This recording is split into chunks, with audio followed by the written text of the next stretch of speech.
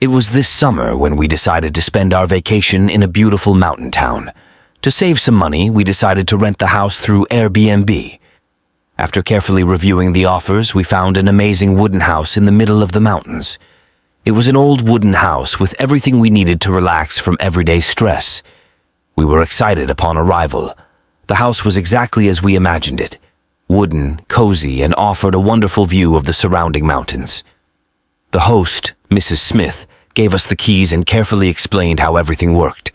She looked friendly, but strangely quiet and reserved. We felt great the first night. We snuggled up, enjoyed the mountain air, and used the beautiful fireplace. But over the course of a week, things gradually started to get complicated. The first time it was something as small as sounds at night, which we attributed to the movement of animals. But then it got worrisome.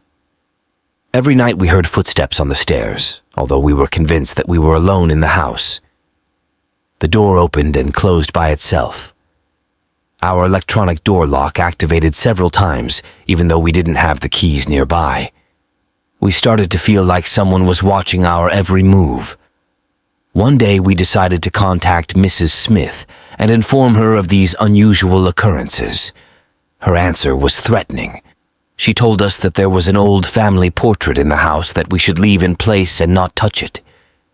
It was weird and nonsensical, but just to be sure, we obeyed. The last night was the worst.